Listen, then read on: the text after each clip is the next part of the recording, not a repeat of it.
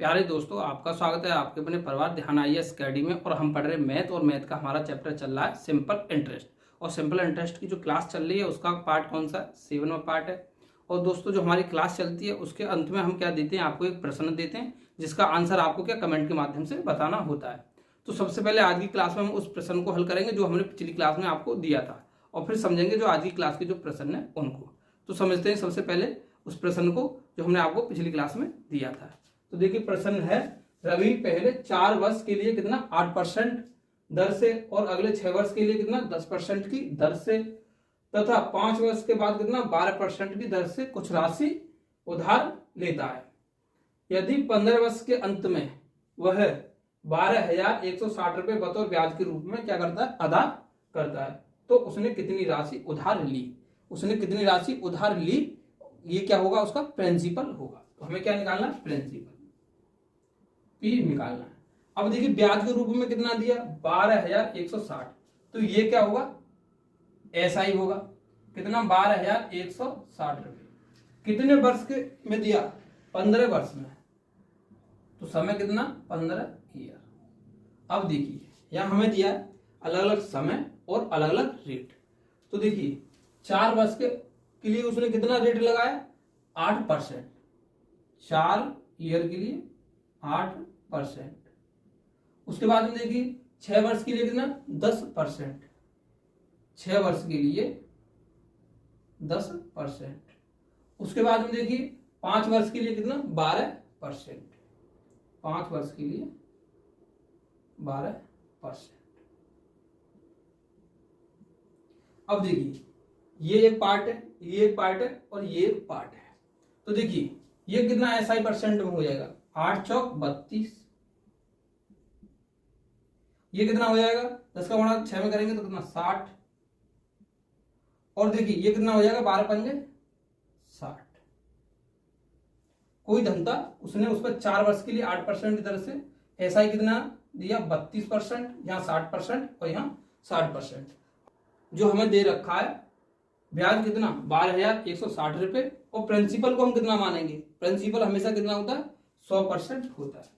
तो देखिए प्रिंसिपल अपने में क्या होगा 100% या 100 यूनिट, और इस पर क्या है अलग अलग समय में अलग अलग रेट से क्या ब्याज दिया गया। ये रहा आपका प्रिंसिपल। अब देखिए ये क्या होगा, ये टोटल उसने जो ब्याज दी किसमें होगी, परसेंट में होगी। तो इसको जोड़ेंगे 60 और 60 कितना 120, और 32 कितना हो जाएगा 152। ये क्या परसेंट में SI। अब देखिए यहां जो दे रखा है ये क्या दे रखा है रुपए में SI। तो 152% बराबर कितना 12,160। अगर यहां से हम 1% की वैल्यू निकालते तो ये कितनी निकलेगी, इससे इसको काटेंगे तो क्या होगा 8 बार कटेगा और 1 जीरो ये बचा। तो 1% की जो वैल्यू निकल के आई वो कितना निकल के आई 80 रुपये। अब देखिए हमें निकालना क्या है 100% की वैल्यू। 100% हमेशा क्या होता है प्रिंसिपल होता है, और यहाँ पूछा कि उसने कितनी राशि उधार ली। तो देखिए क्या करेंगे 100 × 80, तो कितना निकल के आएगा 8,000, और यही क्या होगा हमारा आंसर होगा। 8,000 रुपये उसने उधार रुपए ली। अब समझेंगे जो आज की क्लास का क्या पहला प्रश्न है उसको। तो देखिए प्रश्न क्या है, एक व्यक्ति 72,000 रुपये को 3 भागों में क्या करता है बांटता है, और पहले भाग को कितने 10%, पहला भाग है वो कितना 10% की दर से कितने वर्ष के लिए 5 वर्ष के लिए, 5 वर्ष के लिए, और दूसरे भाग को कितने 4%, ये दूसरा भाग 4% इधर से कितने 5 वर्ष के लिए, तथा तीसरे भाग को कितना 5% की रेट से और 20 वर्ष के लिए, ये तीसरा भाग है। तो उसने 72,000 रुपये 3 भागों में क्या बांटे, और उसने अलग अलग समय में अलग अलग रेट से क्या किया निवेश करता है। यदि तीनों से प्राप्त साधारण मिश्र धन जो अमाउंट है वो कितना मिला उसे बराबर प्राप्त होता है। तो पूछा कि पहला हिस्सा क्या होगा, पहला हिस्सा क्या होगा। तो देखिए यहां ये क्या है, प्रिंसिपल है, और ब्याज जो मिलेगा वो किस पे मिलेगा, प्रिंसिपल मिलेगा। तो देखिए इसको समझते हैं। 72,000 रुपये उसने 3 भागों में बांटे। किस तरीके से बांटे कि पहले भाग को कितना 10% की रेट से, रेट कितना 10%, कितने समय के लिए निवेश किया 10% की रेट से, 5 वर्ष के लिए। पहले भाग को उसने 5 वर्ष के लिए, यह है पहला भाग, यह है दूसरा भाग और यह है तीसरा भाग। ठीक, अब देखिए उसने दूसरे भाग को 4% की रेट से कितना 5 वर्ष के लिए, कितना रेट दे रखा 4%, और कितने वर्ष के लिए 5 वर्ष के लिए। तीसरे भाग को उसने 5% की रेट से 20 वर्ष के लिए, या 5% रेट है और कितना 20 वर्ष के लिए। अब देखिए SI परसेंट निकालेंगे कि पहले जो भाग है उसका SI परसेंट कितना, दूसरा भाग है उसका SI परसेंट कितना, और तीसरा भाग है उसका SI परसेंट कितना है। तो देखिए 10 का गुणा 5 में करेंगे तो कितना आएगा 50, 4 का गुणा 5 में करेंगे तो कितना 20, और देखिए 20 का गुणा 5 में करेंगे तो कितना आएगा 100। ये क्या परसेंट।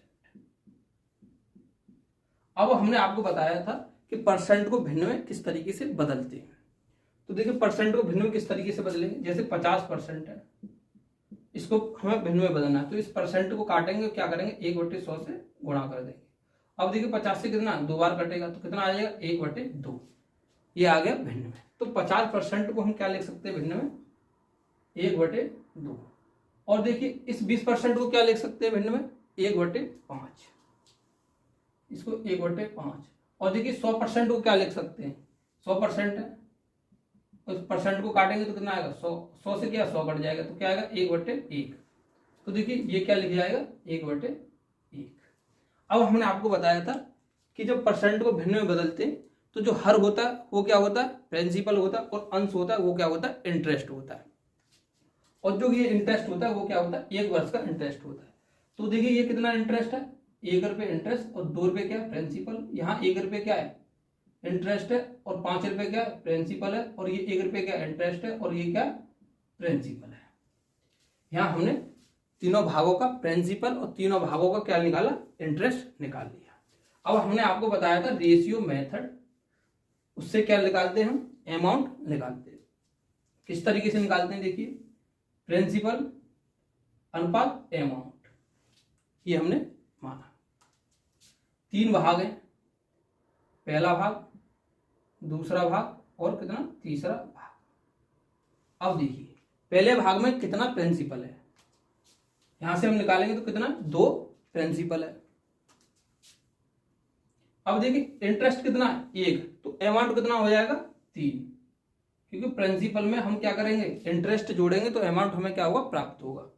अब देखिए दूसरे भाग में कितना 1/5, 5 क्या है प्रिंसिपल है और 1 क्या इंटरेस्ट, तो अमाउंट हो जाएगा 6।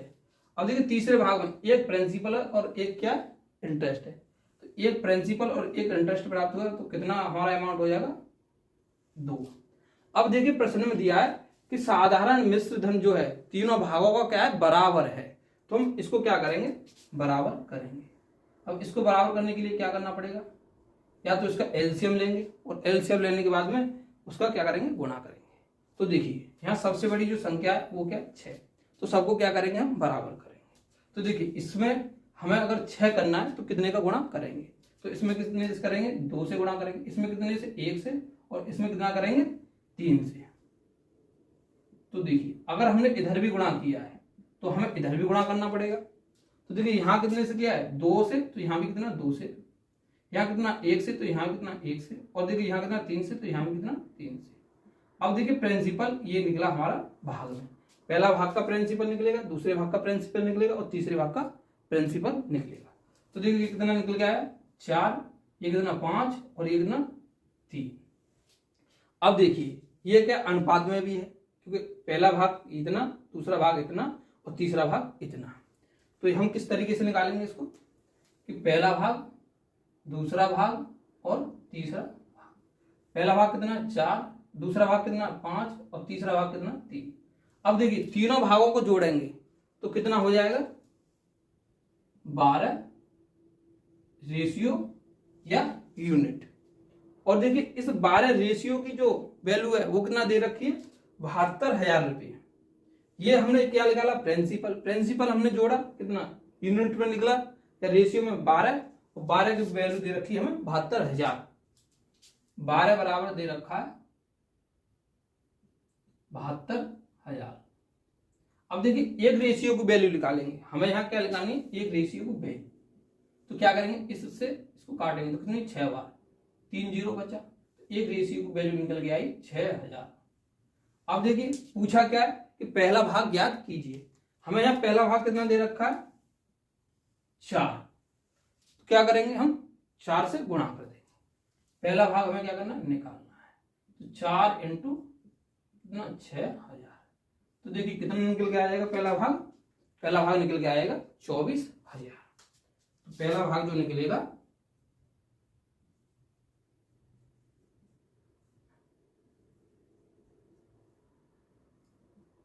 वो निकलेगा 4 इंटू 6 बराबर 24,000। ये हमारा क्या होगा आंसर होगा। अब देखिए यहां से आपसे क्या पूछ सकता है कि अमाउंट। तो देखिए अमाउंट क्या होगा, अमाउंट यहां जो ये वैल्यू हमने की बराबर 6 तो टोटल अमाउंट कितना हो जाएगा 6 थी 18।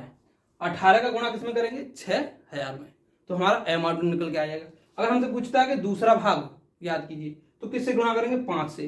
अगर पूछता है कि तीसरा भाग याद कीजिए तो किससे गुणा करेंगे 3 से। तो हम यहाँ क्या क्या निकाल सकते हैं, हम पहला दूसरा तीसरा भाग निकाल सकते हैं, अमाउंट निकाल सकते हैं, और क्या निकाल सकते हैं कि हम इसमें एसआई भी निकाल सकते हैं कि उसको एसआई कितना मिला निवेश के बाद में। और एसआई किस तरीके से निकालेंगे कि यहाँ से क्या निकालेंगे अमाउंट और ये क्या हो जाएगा हमारा प्रिंसिपल, और इन दोनों को घटाएंगे तो देखिए 18 में से 12 गया तो कितना बचा 6 का गुणा हम किसमें कर देंगे 6 में, तो हमें मिल जाएगा क्या एसआई मिल जाएगा। ठीक इस तरीके से क्वेश्चन को हमें क्या करना हल करना। आपको ये तो एक था मेथड, आपको कुछ भी पूछ सकता है तो आप अब क्या निकाल सकते हैं, कुछ भी पूछता है आप निकाल सकते हैं। ठीक तो आप समझेंगे दूसरा क्वेश्चन जो आज की क्लास का क्या हमारा अंतिम क्वेश्चन है और बहुत अच्छा क्वेश्चन है, इसको समझते हैं अच्छे से। तो देखिए प्रश्न क्या है, अजय ने विजय को कितना 6300 रुपये 14% की साधारण ब्याज की दर से क्या दिए उसे उधार दिए। और विजय ने, अब देखिए अजय ने तो दिए विजय को और विजय ने क्या किया चंदन को कुछ धन मिलाकर उसमें कुछ धन मिलाया 6300 रुपये में और कितने रेट से दे दिए 16% के रेट से दे दिए। लिए कितने 14% के रेट से और 16% के रेट से चंदन को दे दिए।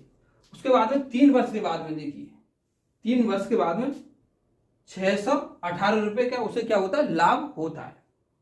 तो विजय ने चंदन को कितना धन उधार दिया। अब पूछा है कि इस विजय ने इस चंदन को कितना धन उधार दिया। हमें ये तो मालूम है कि अजय ने विजय को कितना रुपए उधार दिए 6300 रुपये उधार दिए। पूछा है कि विजय ने चंदन को कितने रुपए उधार दिए। यहाँ ये भी पूछ सकता है कि कितने रुपए अतिरिक्त उसने दिए। इस तरीके से 2 क्वेश्चन भी इसमें बन सकते हैं। तो हमें निकालना क्या है कि विजय ने चंदन को कितने रुपए उधार दिए। अजय ने विजय को कितने रुपए उधार दिए 6300 रुपये। तो समझेंगे अजय ने दिए किसको विजय को, और देखिए विजय ने किसको दिए चंदन को। अजय ने विजय को कितना 6300 रुपये, यहां उसने दिए 6300 रुपये और इसने उस 6300 रुपये में कुछ धनराशि क्या मिलाई।